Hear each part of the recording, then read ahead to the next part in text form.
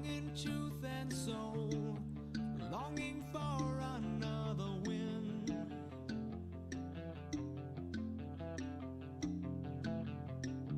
Lurching to the fray, weapon out and belly in.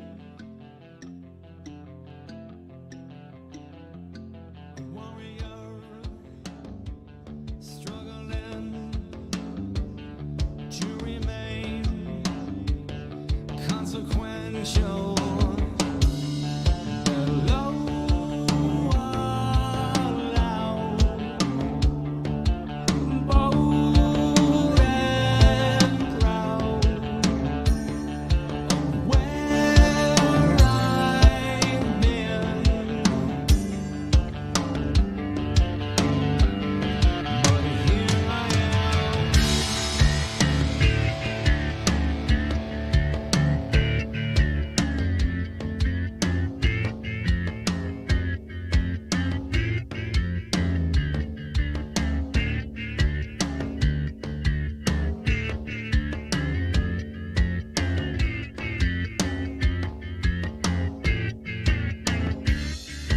Chest and drums, beating giant bones again.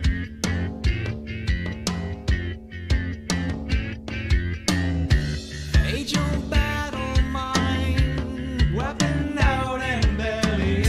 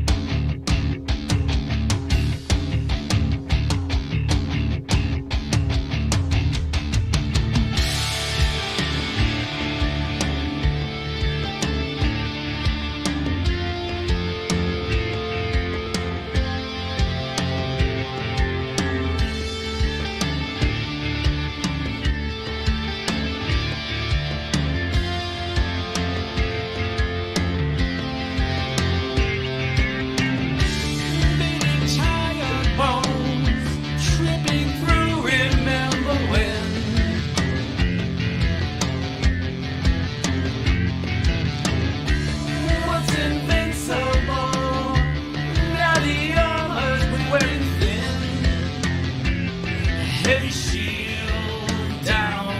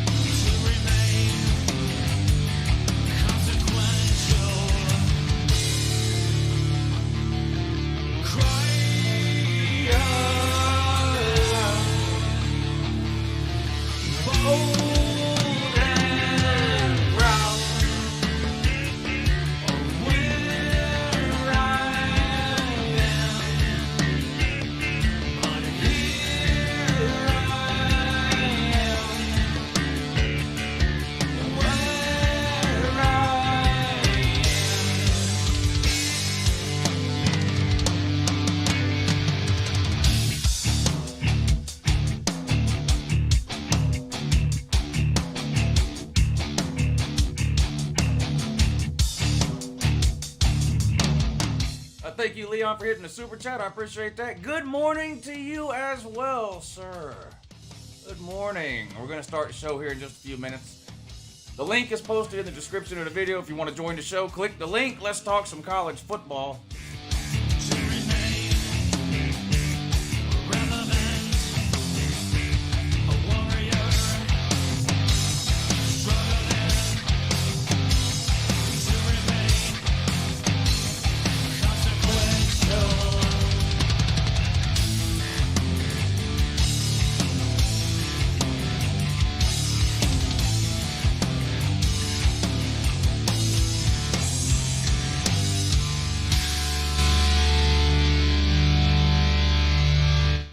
Derek Cartman, that's fake news.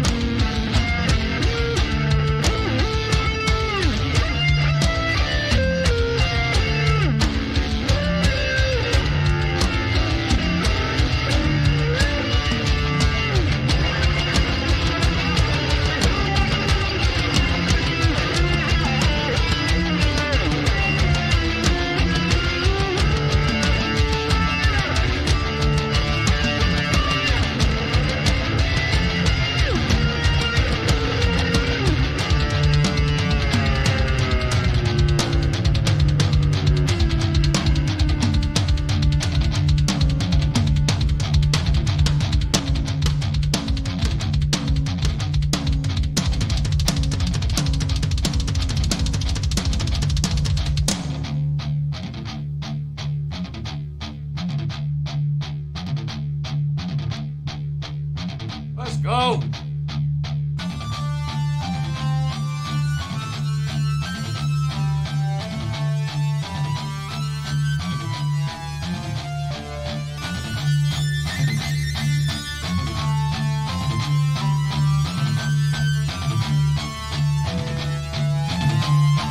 Tears in my eyes, chasing hearts, daily on phantom soul, filled with hope.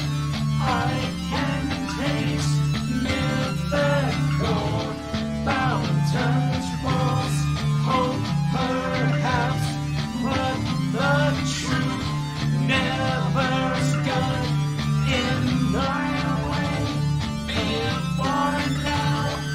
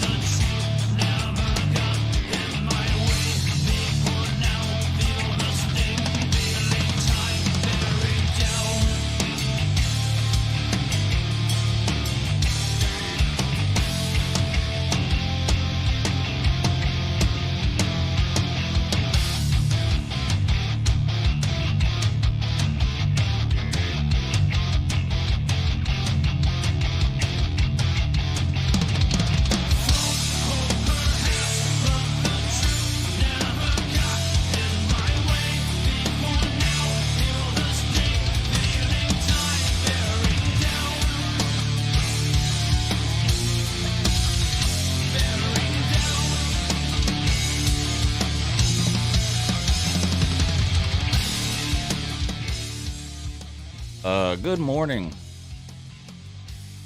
It's Uncle Lou here. Yep, that's right. It's me, Uncle Lou, live on LouTube for you. How's everybody doing? Happy Tuesday? Feels like Monday, though. Feels like Monday. Hope everybody enjoyed their 4th of July. Hope everybody still has all 10 fingers. Lou made a firework joke. That's funny. Yeah. Hope everybody enjoyed your 4th of July holiday and long weekend. A lot of you had some extra time off of work, so that's good. Whether it was just Monday, some of you had Friday and Monday off, which is even better news for those of you that had that extra time off. Weather was pretty bad here all weekend. Lots of rain. Even when it wasn't raining, it was cloudy. Not the best 4th of July weekend weather-wise.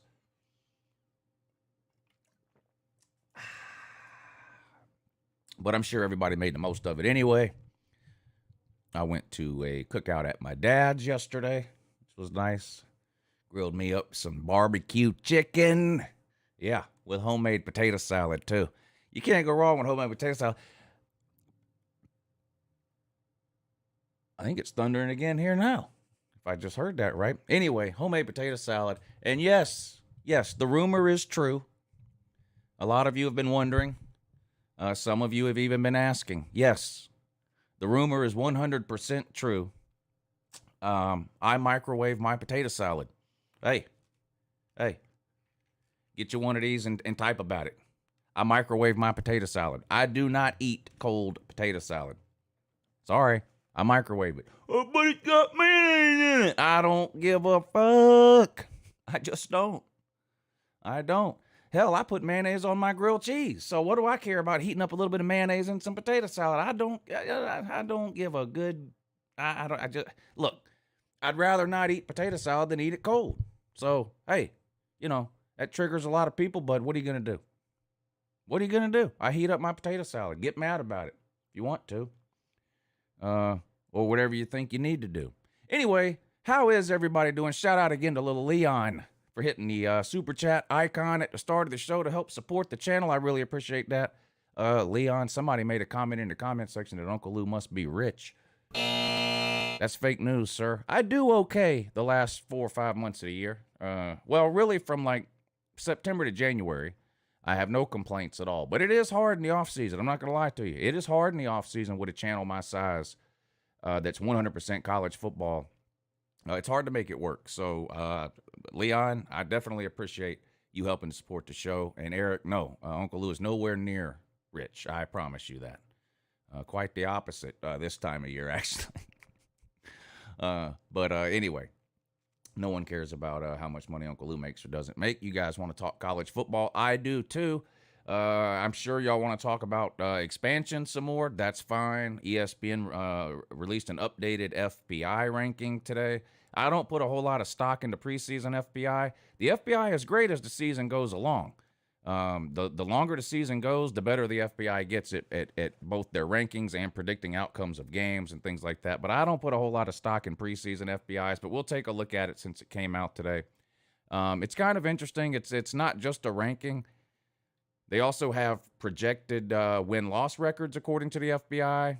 The percentage chance that they will go 12-0 in the regular season. The percent chance that they will win 6 games or more, percent chance they will win their division, percent chance they'll win the conference, percent chance they'll make the playoffs, percent chance they'll make the national title game, and a percent chance they will win the national title game. So we can look at all that kind of stuff. I'm not going to talk a lot about it at the beginning of the show because I'm sure a lot of people that come on are going to ask about it, so I'm sure we'll talk about it quite a bit over the course of the show. Let's say good morning to everyone that's here, and then we'll get straight to the phone calls.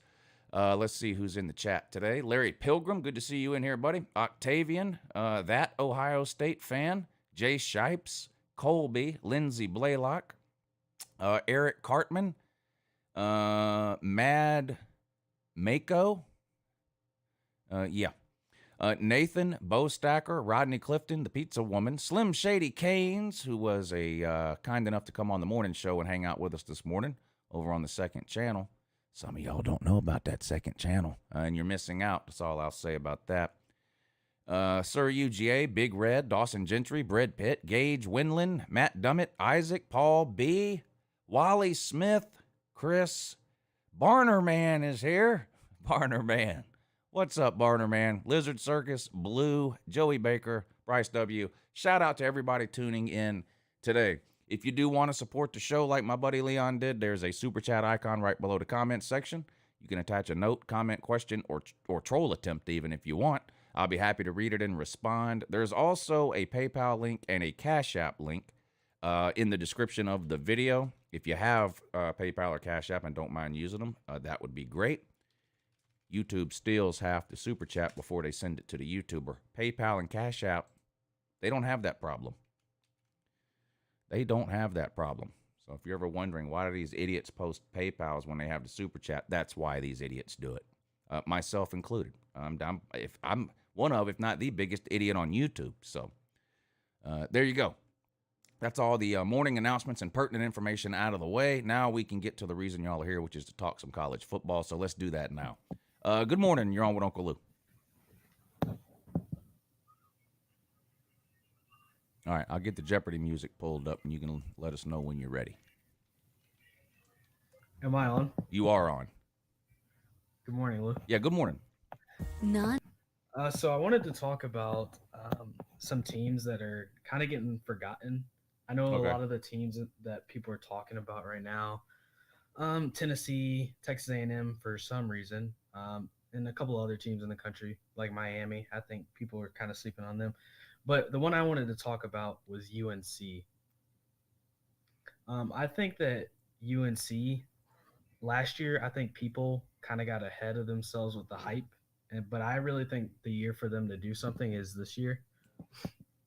We saw those classes that Mac brought in, especially on the defensive side. A lot of those guys were either freshmen or sophomores last year. But I think this year, those guys that were on the defensive line, they probably bulked up, added a little bit of weight because UNC kind of looked soft last year, in my opinion. Hopefully another year in the weight room can kind of help those guys. And I don't think there's really any other teams that are far and away better than them in their division. I agree with you about North Carolina being underrated and the hype being a year too early. You know, a lot of people looked at Sam Howell coming back last year and saw him on the Heisman list and, oh my God, North Carolina is going to be a top 10 team. And I was disappointed in them last year too, very inconsistent.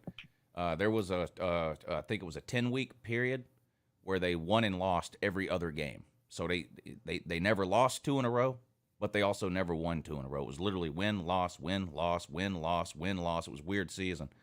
But if you've been paying attention to North Carolina, really since Mac Brown got there, I know Sam Howell has been the individual on that team that's gotten the most attention over the last couple of years. But defensively is where they've done their best recruiting. And I agree with you. A lot of those guys are juniors and seniors now. And I think North Carolina might have the second best defense in the ACC behind Clemson.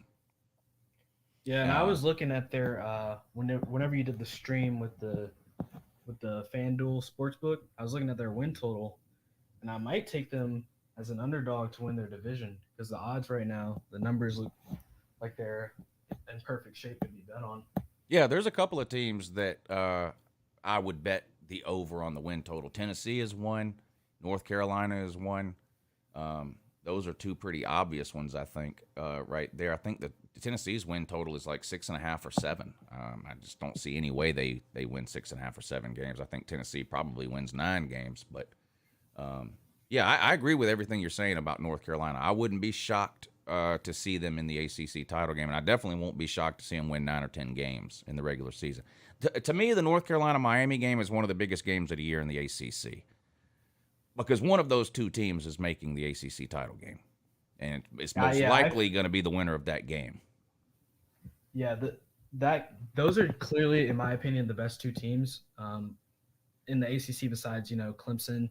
Yeah. But really, I mean, you don't know what Pitt has. They lost their best receiver to USC.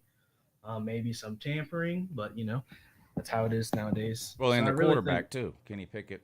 And they lost a Heisman finalist and the Biletnikoff winner. And, I don't have to look up the recruiting rankings to know I'm not going to see Pitt anywhere in the top 10. That tells me they're not likely to replace either of those guys this year. So Yeah, the thing that gives me pause on Pitt though is that their strengths are like two of the most important things in football right now, which is both lines of scrimmage. yeah. So if Well, you're look, good I with think both Pitt's going to lines be of good. scrimmage, Yeah, I think Pitt's going to be good again. I just don't think they're making the ACC title game. I don't think they're going 6-6.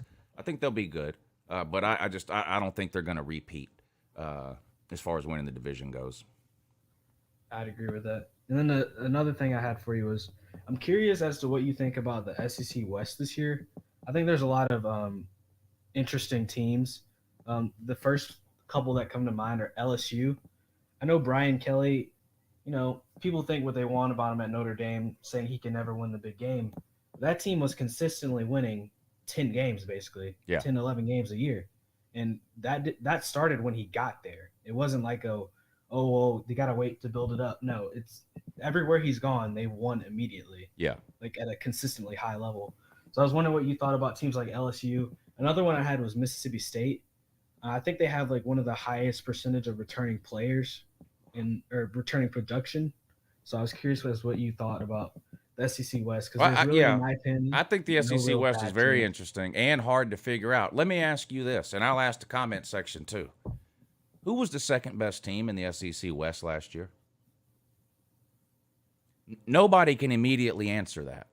You have to really think because LSU was in the toilet, Auburn was in the toilet, Texas A&M lost 4 games. Was Ole Miss the second best team in the West? I mean, it'd probably be The SEC, Ole Miss or SEC West Arkansas. is undergoing like a shakeup right now in the 2 through 7 spots. I mean, Alabama, has been and is going to continue to be for the foreseeable future the overwhelming favorite in the West almost every single year. But for a while you could count on LSU 9-10 wins, Auburn 9-10 wins. Hasn't been the case lately. The SEC West has been a lot harder to figure out. I do think Mississippi State will be decent. I like Will Rogers. He's probably going to throw for 5,000 yards. Georgia has to play on the road there at a tough point in the schedule. I'm worried about that game. I don't think Mississippi State is a good enough team overall to win 10 or more games. But if that offense gets going, particularly at home against somebody like Georgia, Georgia on the road. Georgia plays Florida, and I believe they play Florida and Tennessee in back-to-back weeks, and then Mississippi State, if I remember right. But it's something like that. So tough spot for Georgia. But overall, I don't expect Mississippi State to do much in the SEC West. I think they'll probably lose at least 4 games.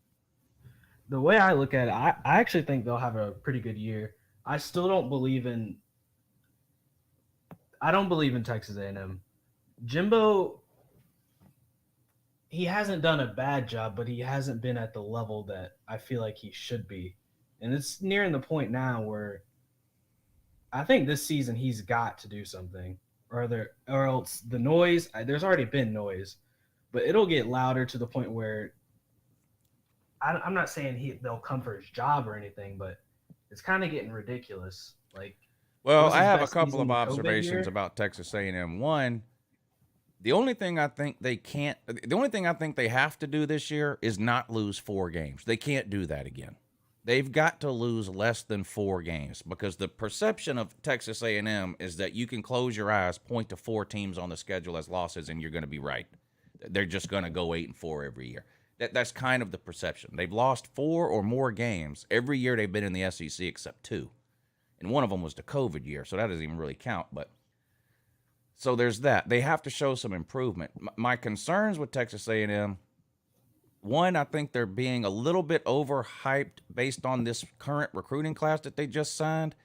Not very many of those people are going to have any impact at all this year. Not at all. It's not like Texas A&M has been recruiting in the 50s and all of a sudden they get a bunch of good recruits, so they're going to start right away.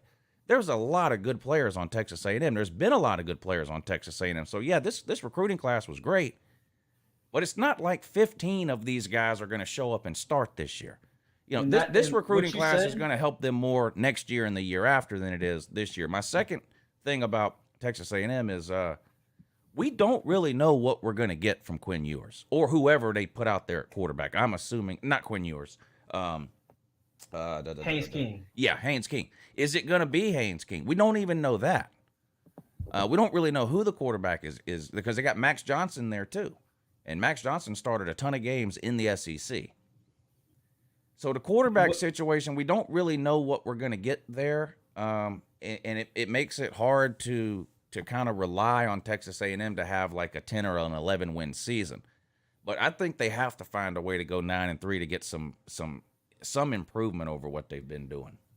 Yeah, I think that's the bare minimum they should do this year. And what you said about their roster having been talented is really my main issue with them. Like, it would be one thing if they were averaging around 9 to 10 wins. That's like what in my opinion should be their expectation, but it just hasn't been at that level yet. Yeah. And the thing that makes it more concerning for me is that the thing that holds them back consistently is their offense, which is what Jimbo is supposedly supposed to be great at.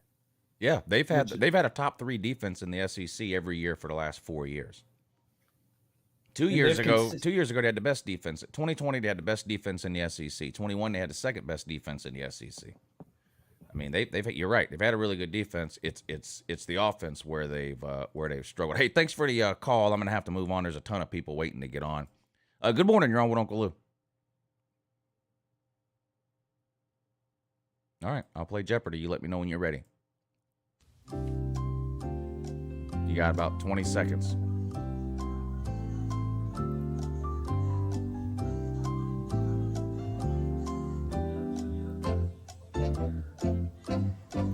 Say something whenever you're ready.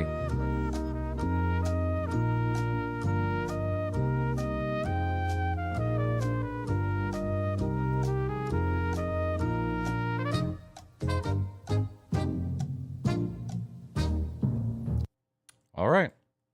That was more than enough time. Not sure what the issue is there. Good morning. You're on with Uncle Lou. Hey, good morning, Matt. Hey, what's up, buddy? You know what you're talking about texting us now? You know what they remind me of? They remind me of, well, at the moment, they remind me of LSU towards the end of Les Miles' era. They're good. They had talent. They always had a pretty good defense, a fairly above average run game, but no elite QB play. Yeah, I can see the similarities there. That and there lies the problem. Yeah, that was the downfall of LSU for a while.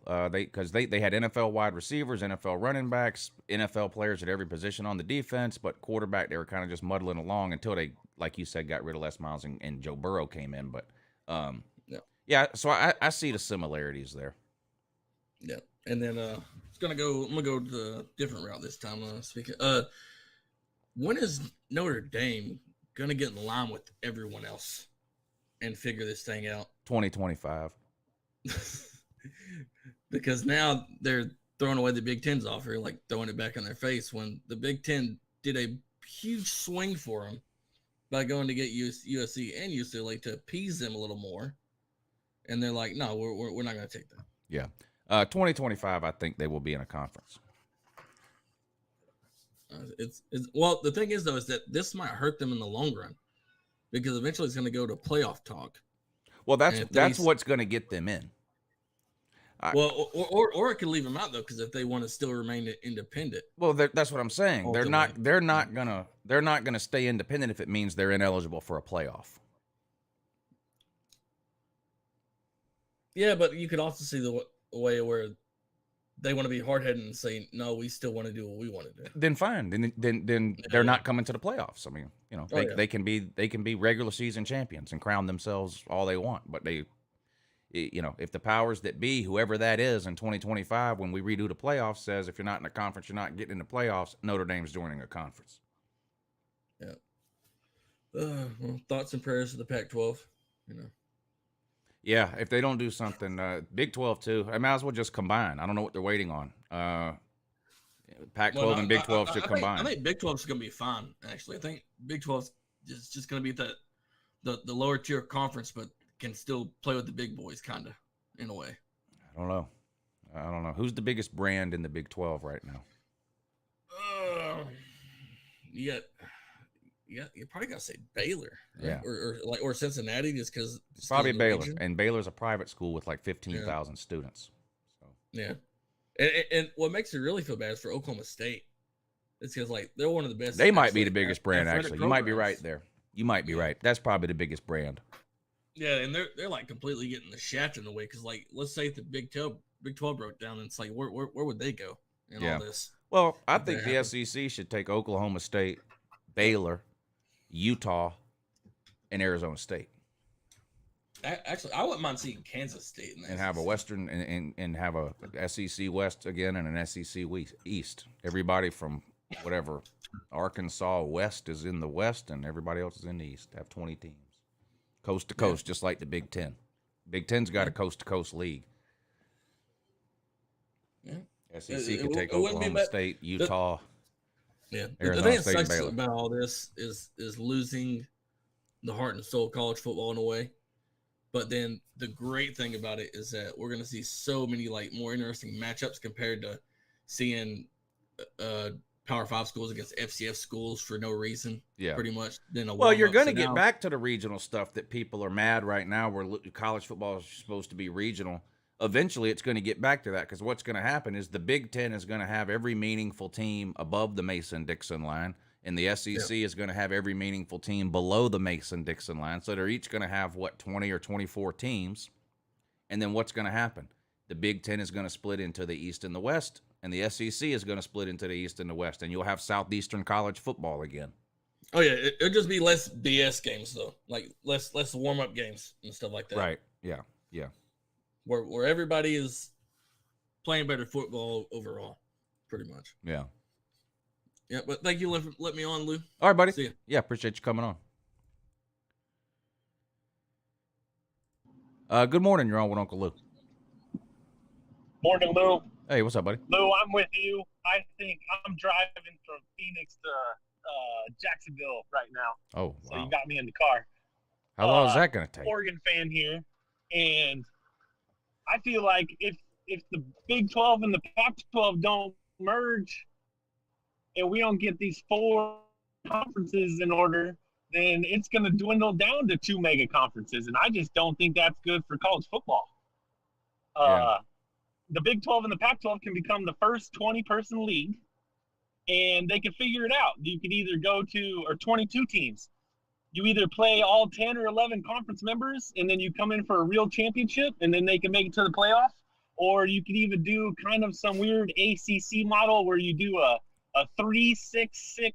So it takes you 3 years to play everybody and 6 years to go home and away to all the teams. But I think maybe that's the way to go, because if you just stick in the Pac and then the Big 12, then you still got the same old teams playing the same old teams.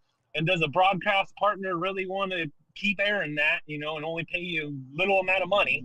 Or do you mix it up and schedule more Pac-12 and Big 12 teams playing each other, year round? Like, if it were you, let me ask you, because you're not the only one I've heard say this. I have heard a lot of people say this. That I don't want to go to just 2 huge conferences. Why? Yeah. Why? Why? Yeah. Because basically you become 2 big ones, and then you split into 2 more.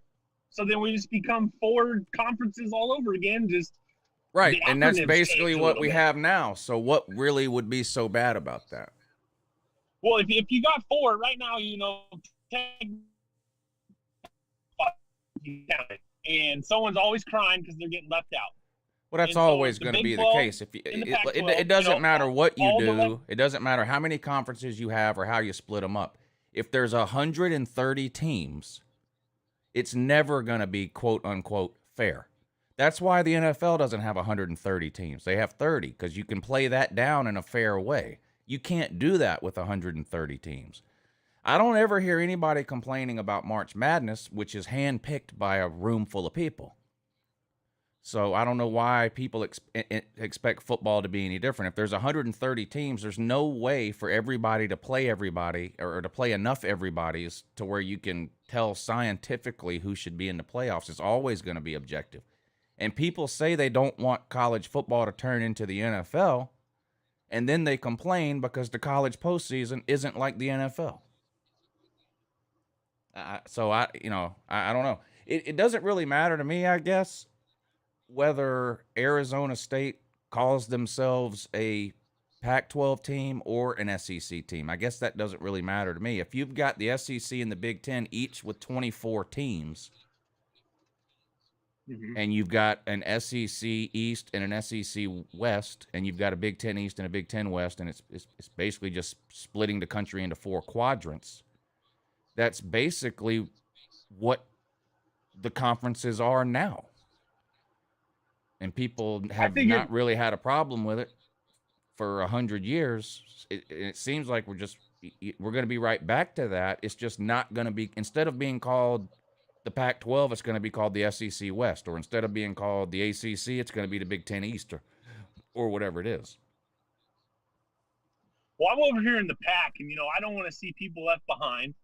So, the Beavers and the Cougs, they got no chance of getting called up to the big leagues. I would hate to miss that rivalry. But also for the little guys, too. Like Boise State, they're just now about to join some power conference, and then they're going to get left behind again. Cincinnati just joined some power conference, and they potentially get left behind. But if we take all the have-nots, group them together in some 22-team league, then we can – figure out what cream rises to the top with all those guys, and eventually down the road, maybe it jumps down to 2 conferences. But for now, I think it would just, let's go to 4 for now. But in order to go to 4, you have to have 4 viable conferences. You can't just say we're going to have 4 conferences because I want 4. You have to have 4 viable conferences. And Clemson's not going to stay in the ACC just because they love the ACC for $40 million a year when they could join the SEC and make $100 million a year. They're just not going to do it. The fact that you want 4 conferences isn't going to make Clemson lose $60 million a year. You know what I mean?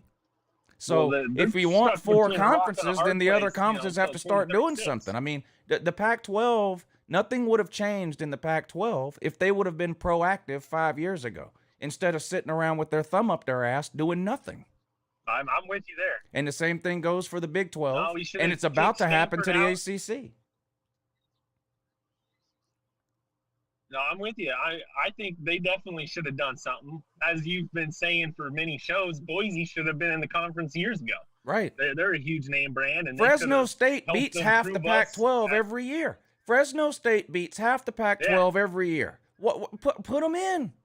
What's the problem? You're walking around, but these conferences thumbing their nose up at these schools, and then you look around and you ain't got no conference. Yeah. No, Jake Hayner out of Fresno State, he's back for another year. He went out and said, I don't think the group of 5 should be in this playoff. They should have their own playoff going just to even things out. And then I'm totally with that. But, man, you go back to 2014. Wasn't it that the year that TCU and Baylor got left out? That was the Big 12's fault. That was the Big 12's fault.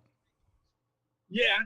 But they also had to apply for that exemption or whatever for the championship game, right? But they didn't do that until 4 years later. They didn't have the exemption in 2014. That was the problem.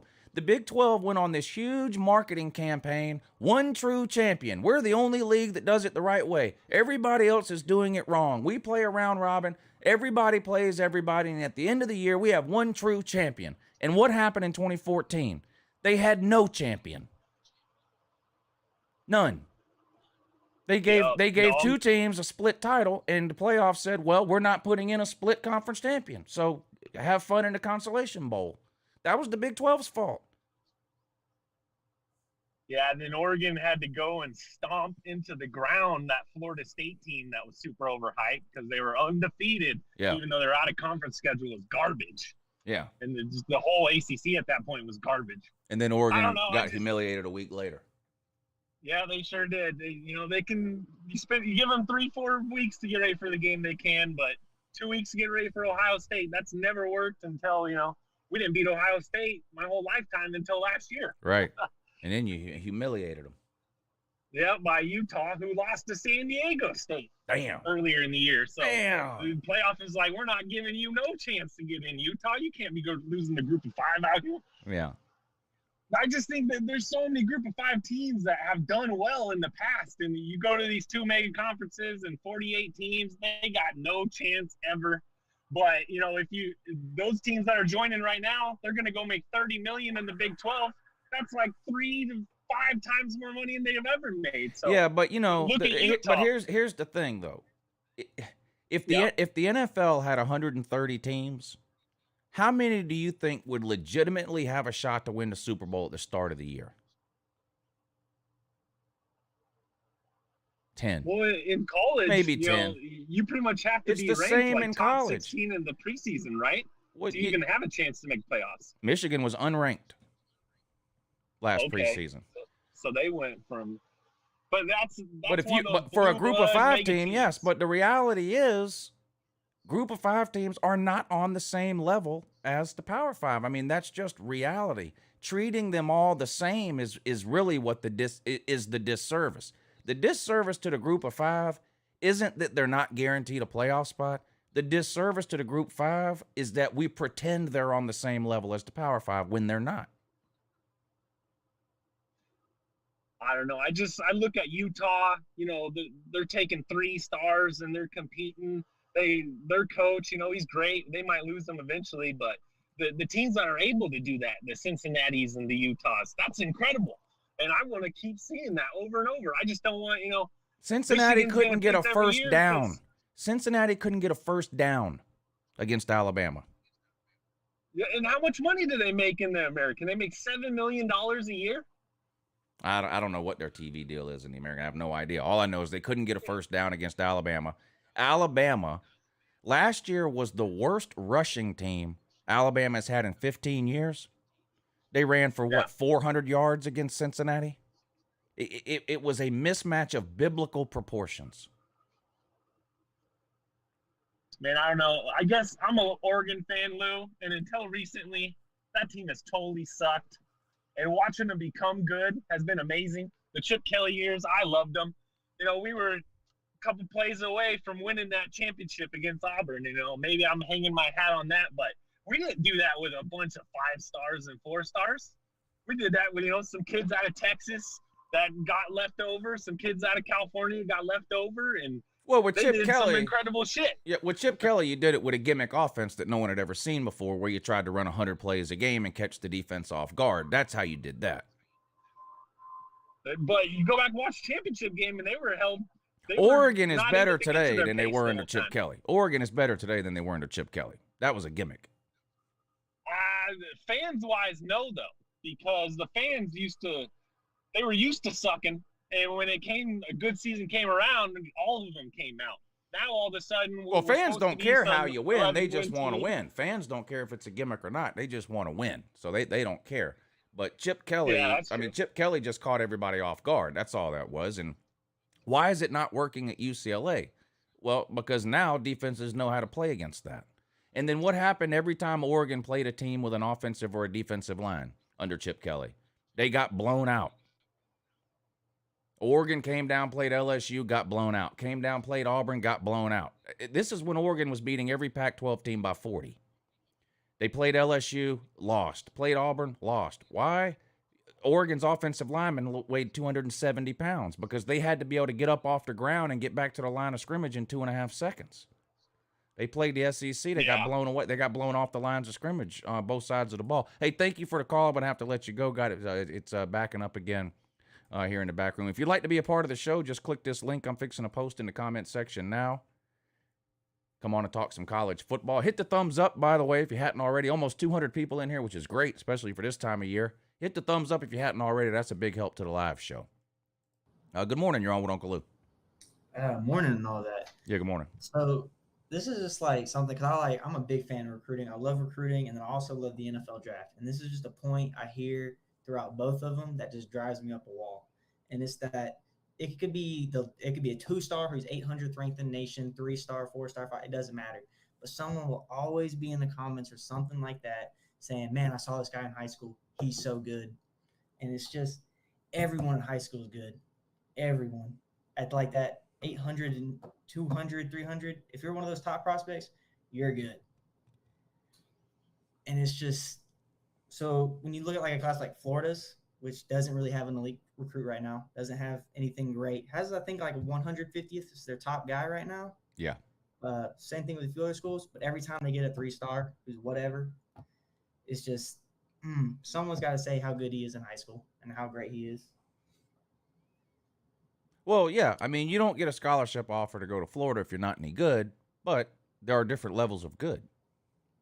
Yeah. And recruiting is a numbers game. You don't, it's great to get a 5-star, but there's some teams out here right now that have 25 stars. And are all of them going to be great? No. But if you have 20 of them, 15 of them are going to be great. Exactly. So it's not just about one or two. One or two is good. You look at somebody like Tennessee that's been in the toilet for 15 years. They get a 5-star, that's good, because you have to get one before you can get two. But getting one 5-star doesn't put you in the league with Alabama. Yeah. And then it always compounds from that into always having names. I think I actually heard this point from you where in the offseason, everybody has names. Everybody has you can talk to any fan of any team and they'll be like, oh no, we got this guy and we got this guy and we got this guy. And I think Justin Shorter was one that a Florida fan brought up and I was in talks with. I was just, oh yeah, Justin Shorter was you're former 5-star, all this. And I think Tennessee will have guys that have names on the defense. And everyone kind of has names, but then once the season starts, they're not any good all of a sudden. Well, I remember Florida. I'm old enough to remember Florida fans telling me that Jacob Copeland was winning Heisman trophies and going to catch 1,500 yards. Now he's wasting away at Maryland. Oh, man. I think it was him who dropped that comment. I think it might have been right before 2020 season, right after, whatever it was, where he was like, man, I want to win championships. And they were all hyped about that. I remember they were hyped about DeMarcus Bowman 2 months ago. The thing about recruiting, though, and fans, it's like the off season. Everyone's undefeated right now. Yep. So everyone's optimistic because there's no tangible proof that your team is going to be terrible. Exactly. So, it's yeah, crazy. if you sign a 3-star or 4-star, you get a commitment from somebody. There's no tangible proof that he's not going to be any good. So he's the best ever until proven otherwise. Yeah. It's been fun. I feel like over the past 2, maybe 3 years, I definitely would say past 2, I've been getting a lot more into college football, not just Georgia. I think pretty much up until 2017, it was I just kind of knew Georgia and maybe 2 or 3 other teams, but yeah. Getting into message boards of other teams or getting into Instagram accounts, just kind of immersing myself in college football. It's been so much fun just seeing whatever. I agree. College football, I think, is much more enjoyable if you take the time to at least learn a little bit about some other teams. Now there's nothing wrong with those fans out there who, and Georgia's got a bunch of them, that they love Georgia, they care about Georgia, and they don't give a shit about anything else. They couldn't tell you. They couldn't tell you Ohio State's quarterback if their life depended on it. There's nothing wrong with that.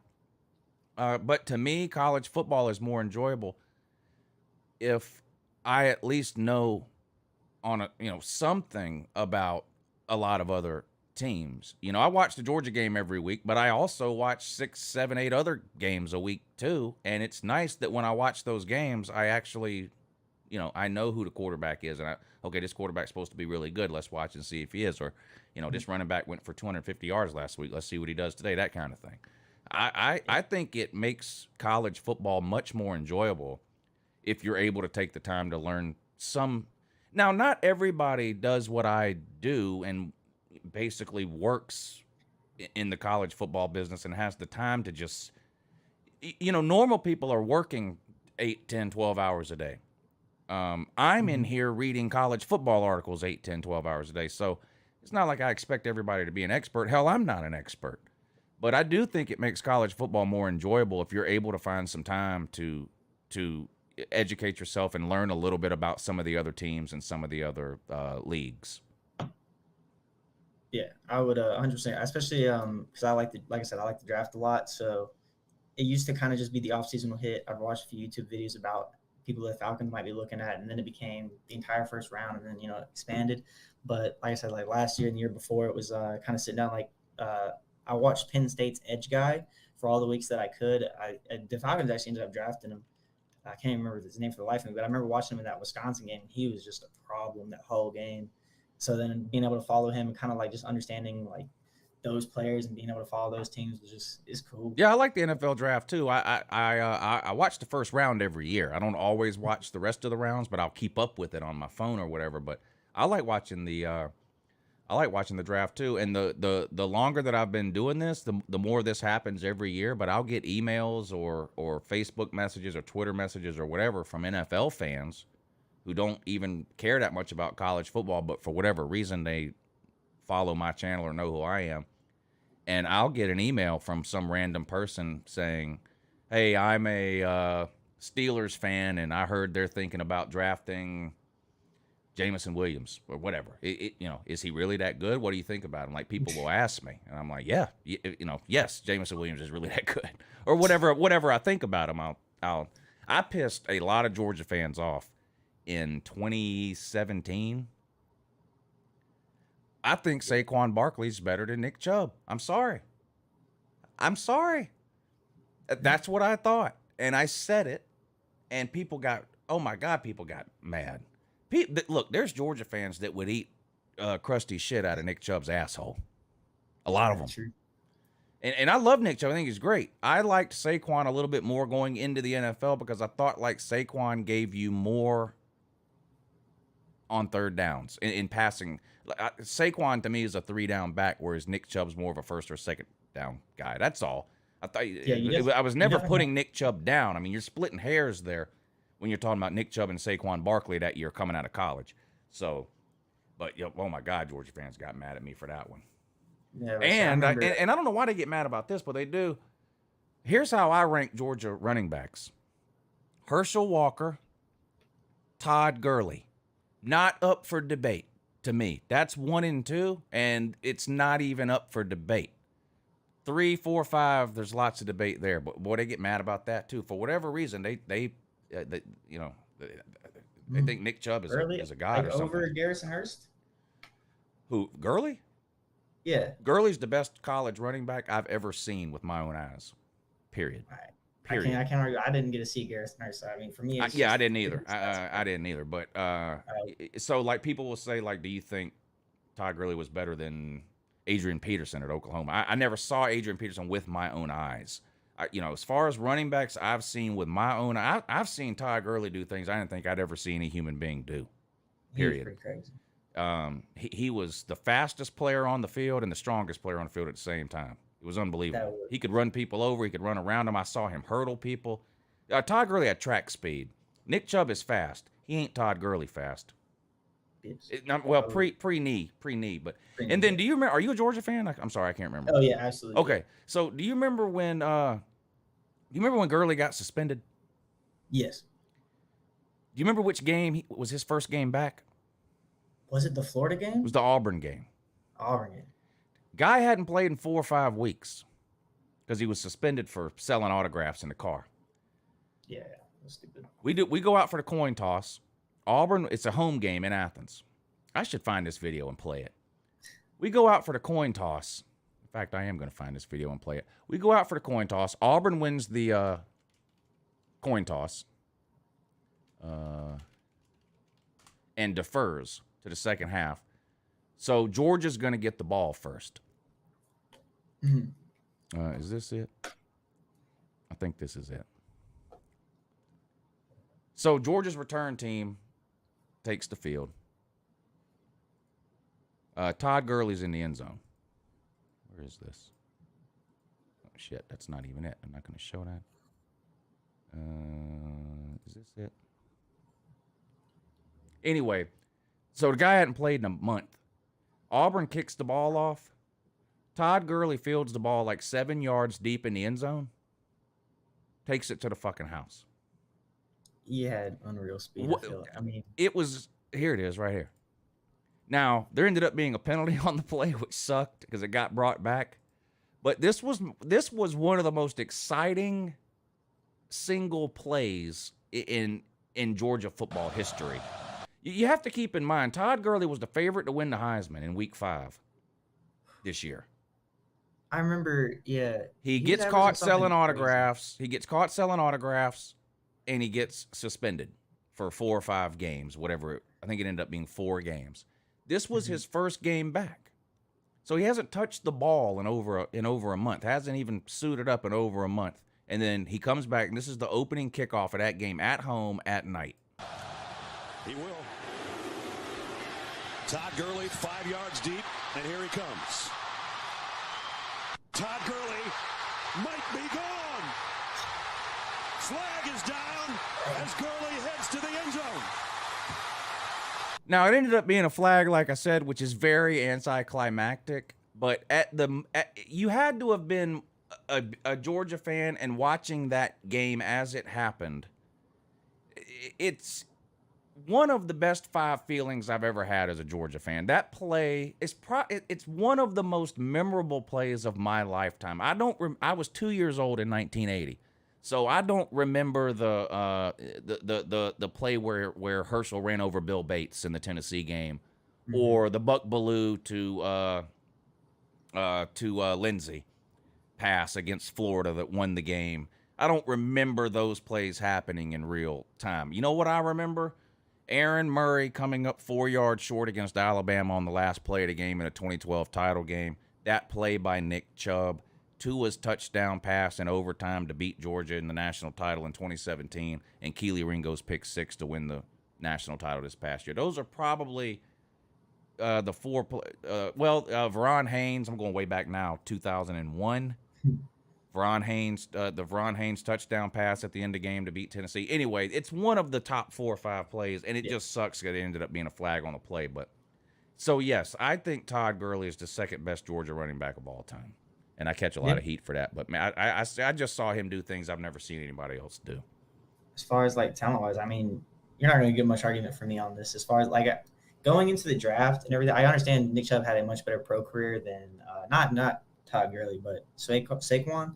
But Saquon Barkley was a top 3 pick for a reason. Yeah. Saquon Barkley going into the draft was unreal. Right. I mean, you couldn't tackle him. He was strong enough to break tackles. Crazy. I mean, he was the whole deal. So you couldn't really match that.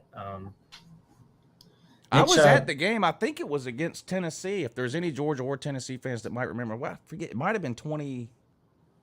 You know what? It might have been 2014. The same year he ended up getting suspended. It was Georgia played Tennessee at home, and Todd Gurley hurdled a Tennessee player on the sideline, and I said, "That's it. I've seen all I need to see. This is the best. This is the best player in football." And he was the best player in football that year. And had he not got suspended, he probably would have won the Heisman. And it's weird, too, because the following year, Chubb was the favorite to win the Heisman going into week 5 or 6 and blew his knee out against Tennessee. 2 years in a row, we probably could have won Heismans had it not been for Todd Gurley's autograph thing and then Nick Chubb blowing his knee out. But, yeah, Nick Chubb was really, really good. Nick Chubb was amazing. Nothing against Nick Chubb. He would be in my top 5. Garrison Hurst would be in my top. You know who else would be in my top 5 that doesn't get enough love? No Sean Moreno. Now, he doesn't have the overall numbers, but that's Mark Richt's fault.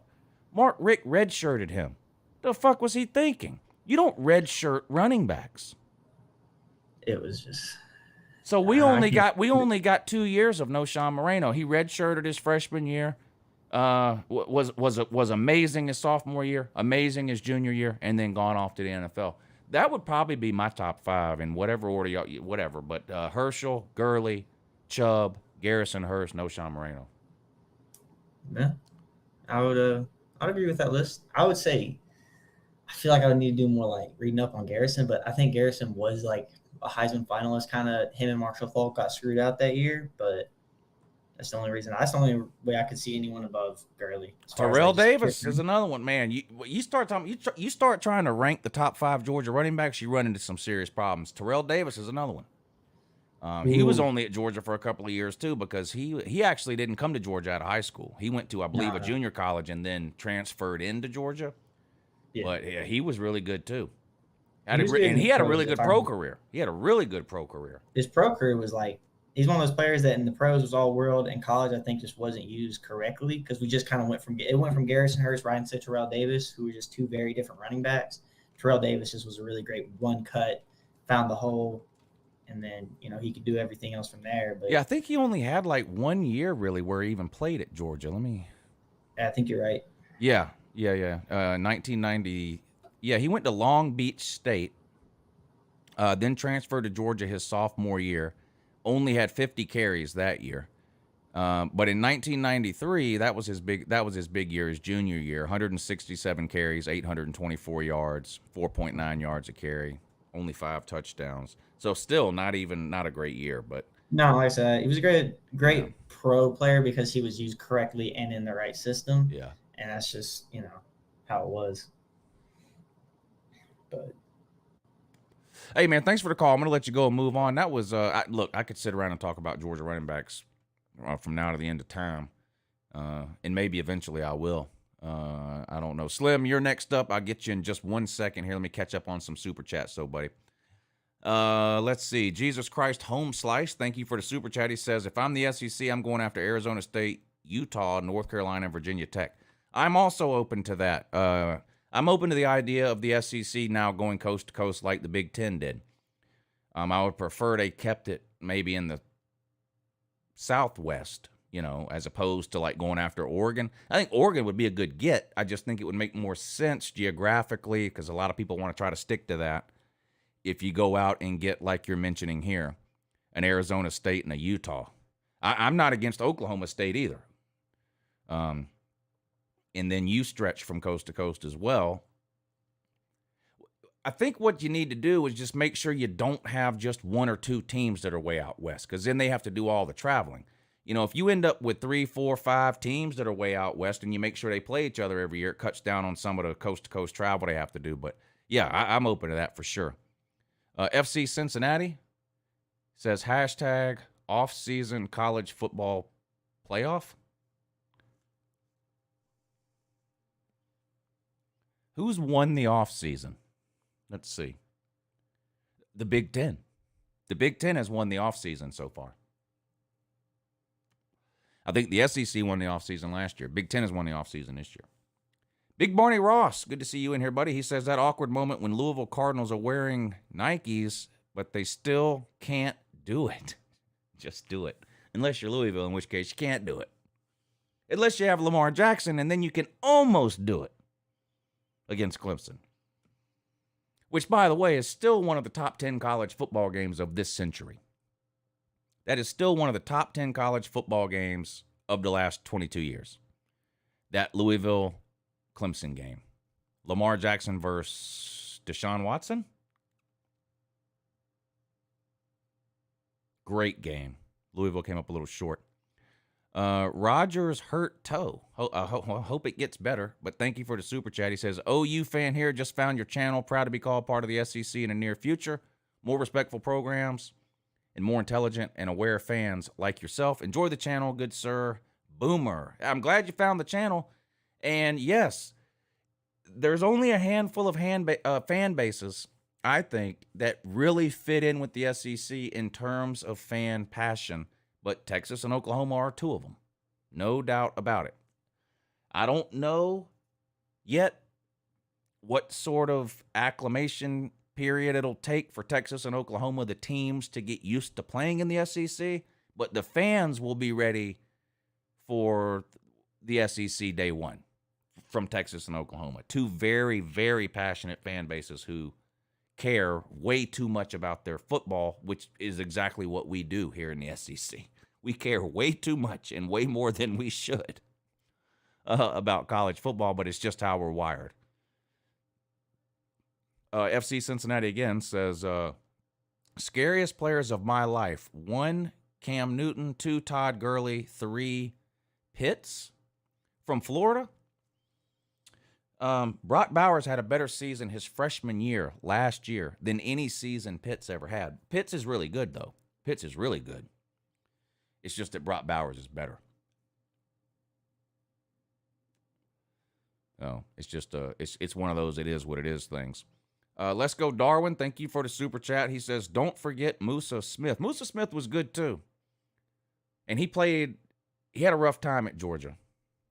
He had a rough time. He was Muslim, and he was at Georgia right after 9/11.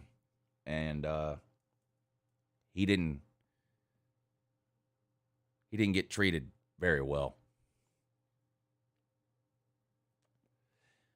Musa Smith had to wear his helmet through the dog walk because of threats against him. I'm kind of surprised they even let him do the dog walk. But he had to wear, I remember seeing that, him having to wear his helmet in the dog walk because of some threats that were made against him, which is sad, but that was a strange time right after 9/11.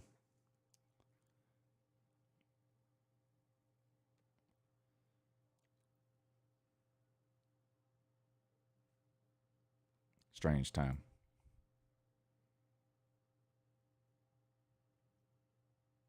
I have to play this one more time.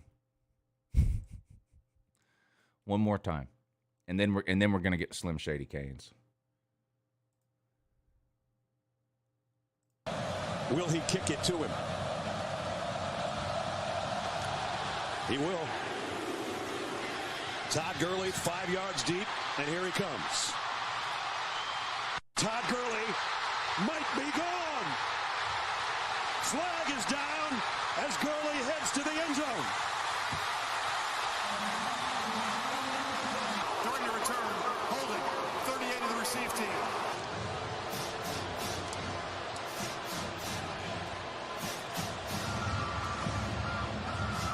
Well, there's 38 right in the middle. And look at the eyes of Todd Gurley, waiting to see who he's going to have to pick up on the rush. And Mason's going deep. Man there. Got him. No, he dropped it. McKenzie had it. It would have been a touchdown. On a first down from the 35. And the toss is to Gurley. Auburn trying to track him down, and they'll drop him for a 1. And Gurley dragged down for a loss again. Here in the red zone. Mason trying to quiet the crowd down on first down. Todd Gurley cuts it outside, puts his hand on the ground to keep his balance, and he made 11 yards. Bitch, get off me. Behind the line, still got a positive gain. First and goal. Gurley put a stiff arm. Down here inside the 10. Third and goal. Mason fires a slant. Got him. Mitchell, touchdown. To Hudson Mason's heart, as well as the Auburn fans tonight. And we all miss Philip Bletson-Kirk, that's for sure. Todd Gurley, nice opening ball came out at the end of the play. And the mission that his father has taken on. And if you missed that, you can see it on ESPN.com. Todd Gurley, first down, backfield. First down at the 18-yard line. And it's Gurley. And he bounces off a tackler and got 4.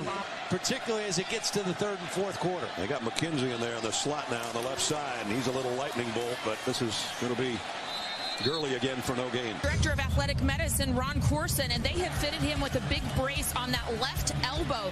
It looks like he is able to return. Pushes some Tigers, and it's intercepted. No, it's dropped. Gurley back in. Chubb goes out from the 26. And it's Todd Gurley straight up the middle. About 12 before they bring him down. Double team that time by Brandon Kubalo, the left guard, and David Andrews. Extended timeout. Gurley goes down at the 10, maybe the 9. David Andrews, a 3-year starter. I could watch Todd Gurley play football for the rest of the day. It'd be fine with me. What's up, Slim? What's going on, boss? Living the dream, brother. You know, you were talking about great games involving Louisville, and to me, this one would be kind of underrated. Miami and Louisville back in 2004, absolute shootout, and a game on his shoulders and almost won it single-handedly. Who? What player? A better return man, Devin Hester. Oh, Devin Hester. Yeah. He's probably the best return man in the history of college football. And to me, that game cemented it. I think he had 3 punts and a kickoff return for a touchdown in that game. Did he play much? He played offense at Miami too, or no? Or was he just a return man? He played 3-way football. They would line him up as wide receiver. He was return man, but he was mainly a corner. Oh, okay. Had good hands, too. Had 5 or 6 interceptions one year. Yeah. Yeah, he was fun to watch. I don't remember much of him from college, but I remember him from the NFL, though, for sure, all those years with Chicago. And then I think didn't he even come to the Falcons at the end? He did. He was at the Falcons when he broke Dion's return record. That's right. Yeah. Yeah, that's right. And I think he ended up in Seattle even for a little bit after that, as a matter of fact. Oh, okay. Yeah, he's a legend. Oh yeah. I don't know if he I don't, as far as the Hall of Fame goes, I don't know, like he clearly didn't do enough in the NFL as a wide receiver or a DB to make it to the Hall of Fame, but has anyone ever made it to the Hall of Fame as just a return man? The consensus among a lot of players was just on his return ability, he should have been a first ballot Hall of Famer. Yeah. Are there any kickers in the Hall of Fame? That's a good question. I don't know. I don't know either. Does anybody in the comments know that follows the NFL more than I do? Are there any? Because it seems to me if a kicker has gotten in, then Devin Hester should be in as the best return man of all time. Because that's a special teams position, just like a kicker it would be. So, I would say if any deserve it, Adam Vinatieri is the most clutch kicker in history. Yeah. Yeah.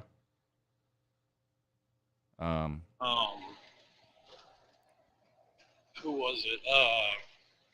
Tampa's old kicker, Martin Gramatica. Yes. That dude did not miss. Tore his hamstring celebrating a field goal kick. Yeah. What was really fun to watch with him, though, is early on in his career, he would talk a whole bunch of shit after making a kick and then jump behind Warren Sapp. Oh. Wow. If you're going to jump behind somebody, that's... Yeah, that's a good one to jump behind, right? Yeah, that's definitely a good one to jump. If you're good, yeah. If you're going to jump behind one, that's the one to jump behind. It was just funny to see the littlest guy on the field talk the most smack.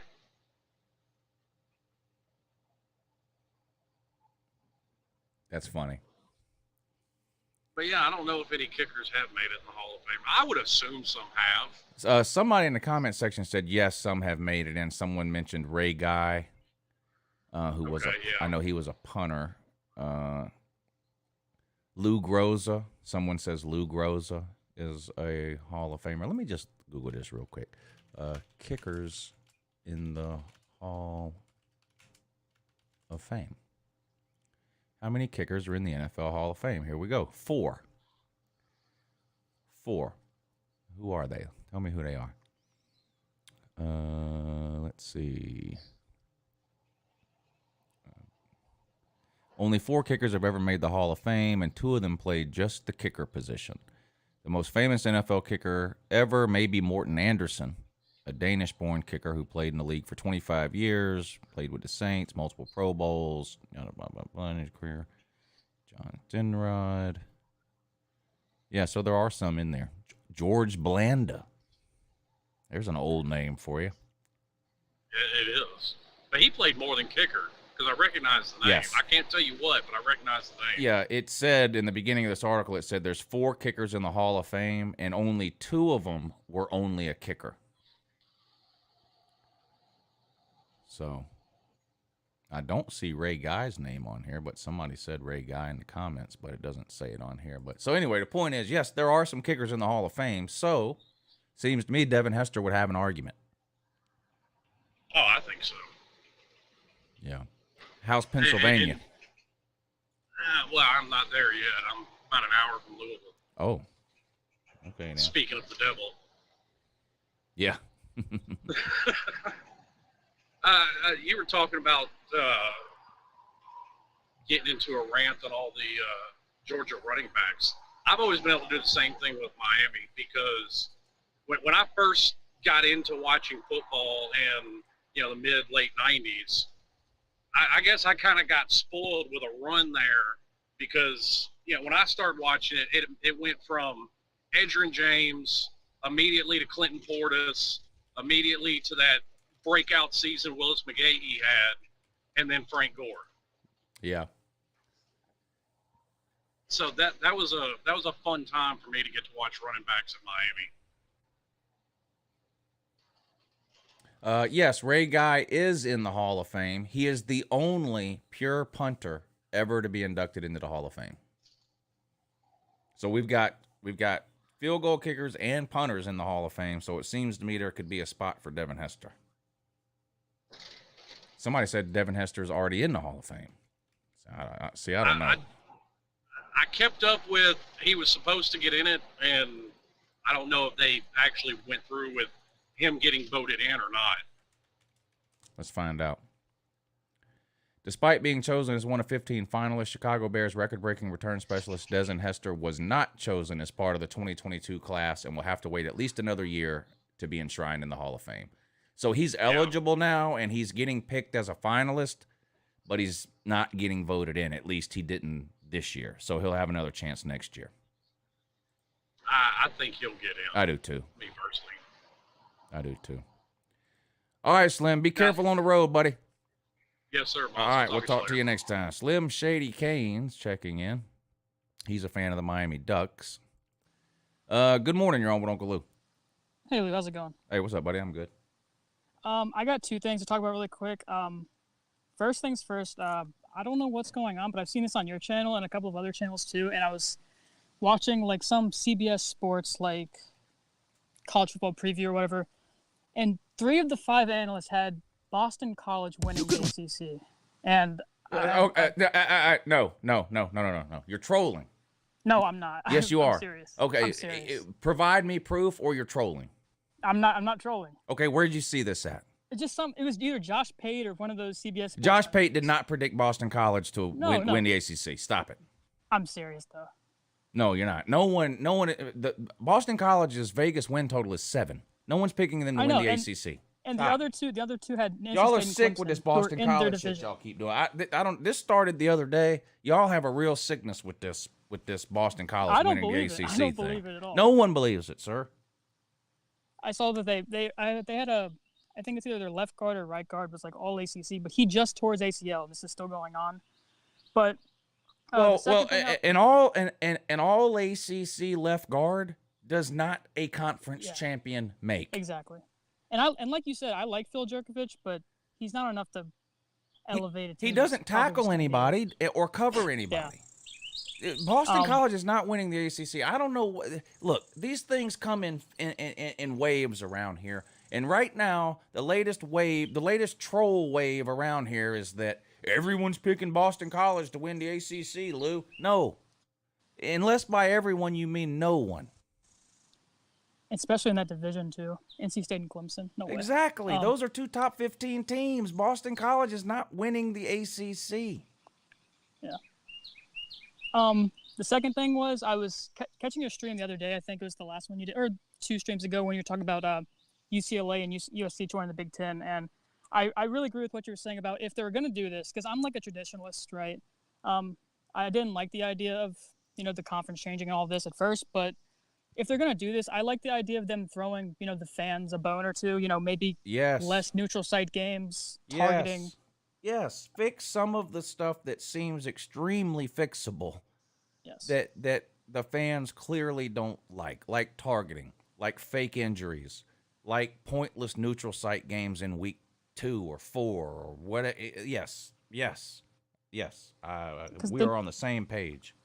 The neutral site games, I mean, a couple of them are, they're cool, they're fine, but it's just something about it just feels like sort of a corporate, ESPN sponsored, you know what I mean? Maybe some of the ones that have been neutral site for 50 years, fine. Okay, you want to keep Georgia and Florida and Jacksonville, which I hate, fine. Okay, it's been there forever. Keep it there. You want to keep Texas and Oklahoma at a fucking fair next to a Ferris wheel, fine. But why does Florida need to play Michigan in Texas in week 1? Yeah. Why? There's no legitimate reason. Why does Oregon have to come to Atlanta to play Georgia? That's dumb. And in week 0, I don't know if you've seen this, but Northwestern plays Nebraska and Ireland. It makes no sense. Well, now I'm okay with that on a let's try to spread the college football brand deal. To the NFL's done this, the NBA has done whatever. So I draw a little bit of a distinction there.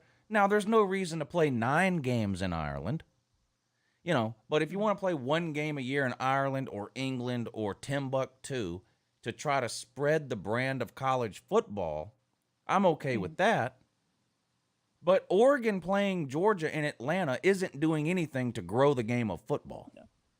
That's not doing anything. All that's doing is putting a bunch of money in the Atlanta government's pocket. That's all that's doing, because they're going to make all kinds of tax money off of that or whatever to make. So it just doesn't make any sense. Yeah, And I'm with even you. the Georgia Clemson game, even that one, I'm from Charlotte and I was actually at that game, and there's something about it that I just thought about what the atmosphere would have been like if it was at Death Valley, if it was in Athens. It just feels a little, Exactly. Georgia and Clemson played a home and home in 13 and 14. Yeah. And it was amazing. Both games were good games. Clemson won their home game. Georgia won their home game. It was great. Playing it in Charlotte is just pointless to me. It just doesn't make any sense to me at all. All right, well, I'll let you get to the next caller. Appreciate it for taking my call. Yeah, buddy. Thanks for coming on. It was good to hear from you. Good morning. You're on with Uncle Lou. Hey, what's up, Lou? Nick Marks. How you doing, man? Hey, bud. I'm good. How are you? I'm doing good. How was your 4th? Wet. I went to a barbecue at my dad's house. He said, come over at 2. I live about 15 minutes away. At 1:45, the floodgates opened here. I mean, it was raining. You couldn't see your hand in front of your face. It was raining so hard. So. That's so and even like Saturday and Sunday, it was either raining or cloudy pretty much both days. So the weather was terrible, but I had a good time. That's good. When you were playing that Georgia and Auburn game, oh my God, Todd Gurley was amazing. Oh yeah, so much fun to watch. Yeah. And then looking back at it, my God, Hudson Mason was just hot garbage. Yeah. Yeah. But man, I want to get your thoughts on the NFL real quick. Do you believe? Now, I'm not a Cowboys fan by any means. I can't stand those people. Do you believe Dak Prescott can lead them to a Super Bowl? The Cowboys? Yeah. This year? Now get this. Dak's been there since 2016. Him and Zeke. No, I don't have anything against the Cowboys, but I wouldn't be picking them to win the Super Bowl. But again, I'm by no means, whatever you think I know about college football, I know about 25% of that when it comes to the NFL. But I would not pick the Cowboys to win the Super Bowl. Not this year. I wouldn't either, man. Like, they just, like, to me, I think they're like Tennessee fans. Like, I really do. I think. I mean, hasn't Georgia has won more playoff games in the last 20 years than the Cowboys have. So, and Georgia's only won 2. So. 2. Yeah. So no, I would not pick the Cowboys. Yeah, they're just terrible. They are terrible. And it's sad. Very sad. Lou, what's your who are your top 4 Georgia wide receivers of all time? Okay, say that one more time. Top what? Top 2? Top 4 wide receivers in Georgia. 4 wide receivers. Well, AJ Green, Terrence Edwards, who is still the only Georgia receiver to ever have a 1,000-yard season in the history. 120-something years we've been playing football. That's insane. One time we had a receiver go over 1,000 yards, and it was Terrence Edwards. So you got to put him on the list, even though he cost us a shot at a national title in 2002, or whatever year it was when he dropped that wide open pass against Florida for no reason at all. Would have been a touchdown. We would have won the game. I don't even want to get started on that. Believe me, Terrence Edwards knows how I feel about that. I've talked to him, so he already knows. Terrence Edwards, AJ Green. You know who would be on my list? Michael Bennett. I don't know if anybody even remembers him. He wasn't great, never did anything in the NFL, but this guy had probably the best hands of any Georgia receiver I've ever seen. He was what you call a possession receiver. So if it was 3rd and 6, he was going to find a way to catch a pass for 7 yards. This Michael Bennett. Nowhere near. He wouldn't even be in the top 25 of most talented wide receivers Georgia's ever had, but he made a ton of clutch catches for UGA, and it seemed like they were all on 3rd down. When did he play? Had to be about 20 years ago, probably he was playing, but so I don't even know how many people will remember him, but I'd put him in my top 4 or 5.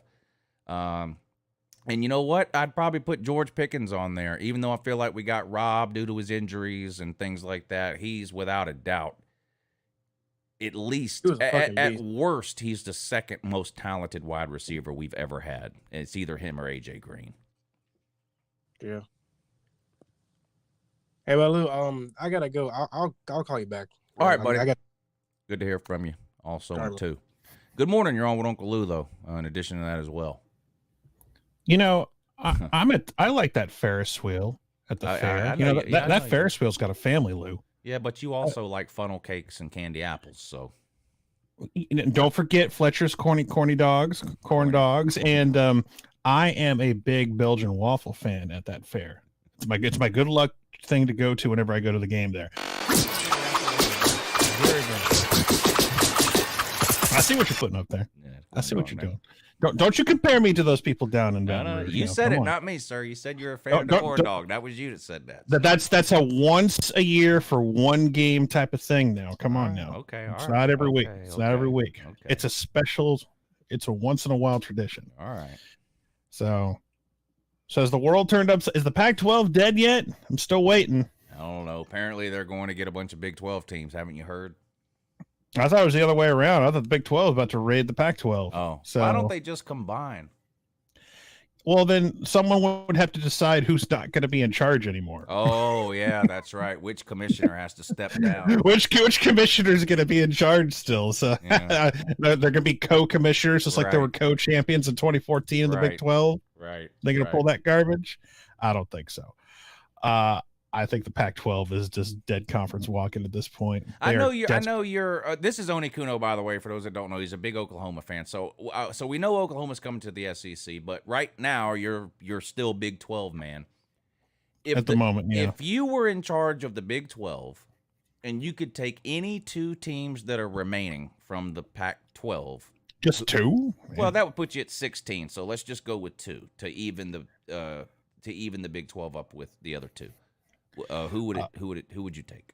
I mean, the easiest gets, the Arizona schools have been angry for a while. They've always been kind of cranky most years. So I think you go grab the Arizona schools because you got no interest in Oregon then.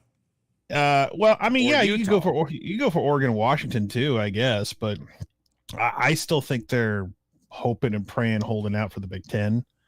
Yeah. But if like you ask me, who could I get to come over tomorrow? I go get the Arizona schools. Because I think Arizona is a very underrated state for recruiting as well. Okay, that's my next point with you bringing that up. Doesn't it feel like the state of Arizona and the state of North Carolina should each have one perennial top 25 team? I mean, it feels like someone is representing, at least on the reg. Arizona State is usually ranked more times than not. Arizona's kind of more basketball school. Well, they were the worst team in the Power 5 last year. Yeah, but I mean, North Carolina's always got someone representing, it seems. They always got someone like Wake Forest or North Carolina lately. So yeah. NC State historically has been pretty decent. So, I mean, again, traditionally a basketball state or a pro wrestling state back in the Crockett days, but other than that, yeah. So, I mean, North Carolina made a major bowl game a couple of seasons ago. They did. It was the first time in history they'd ever done it. That's just surprising. Well, that was the COVID year, right? And yeah, that's the one the Aggies love to celebrate. Their first time they won a big bowl game in God knows how long. And North Carolina's like best players all sat out. but they celebrate. They really celebrate that win embarrassingly. Imagine if I embarrassingly celebrated that Florida Cotton Bowl win. Like you'd be like, God, what the hell is he doing over there? Yeah. It's like, it's embarrassing how they celebrate that thing. I mean, you got a trophy. Congratulations. Like all their best players sat out and you still barely beat them. But, God, today feels like the Wild Wild West. I'm hearing rumors about SEC going after TCU because Big Ten wants to have access to Texas and SEC might try to block that just because they'll try to grab TCU before they do. It's crazy right now. So everything's on the tip. Now, it doesn't mean it's all going to come to fruition or it's going to happen, But it's like when last night, when there's talk about Arizona State, Colorado, Utah, all meeting with the Big 12. Media days are next week for at least the Big 12. And then after that's SEC, and then like all throughout the rest of the month. So every media day for all the big boy conferences is going to be fun this year. It seems like a lot of this kind of stuff happened last year when Texas and Oklahoma, and then nothing else happened.